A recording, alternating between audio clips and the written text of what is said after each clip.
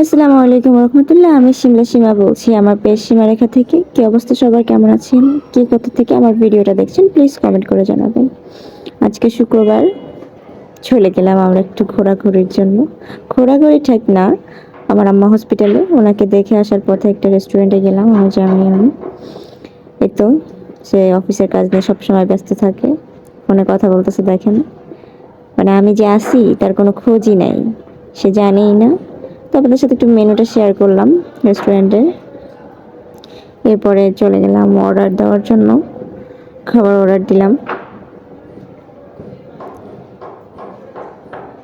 তো পরে একটু আপনাদের সাথে শেয়ার করতেছি রেস্টুরেন্টের ভিউটা।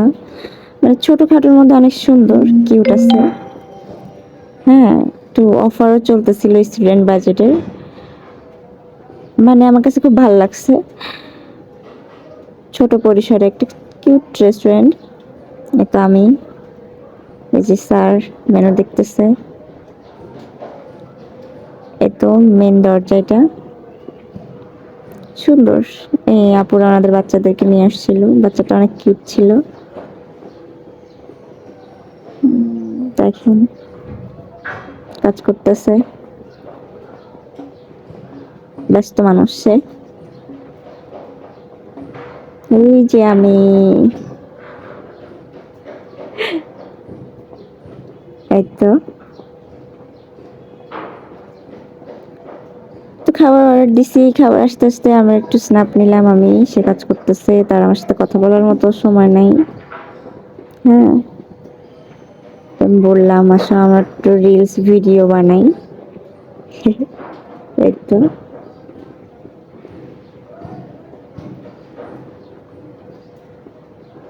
কিছু পিকচার তুলতেছিলাম, ভিডিও নিচ্ছিলাম।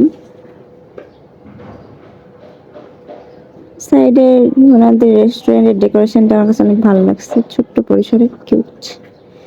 এই তো খাবার চলে আসলো, সে এখনো ফোন নিয়ে ব্যস্ত। বলতেছিলাম খাবার কি খাবা না খেয়ে ফেলবো একা একা। কোল্ড ড্রিঙ্কস দিল।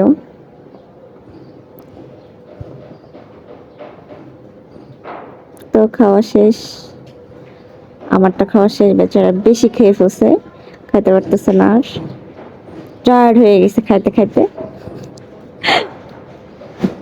এখন সে ভাবতেছে কি করবে। আমি ভিডিও নিচ্ছিলাম। তো শেষ, আমার বাসায় যাচ্ছি। আচ্ছা, এই হাঁটার মধ্যে কি দেখলেন একটু কমেন্ট করে জানাবেন।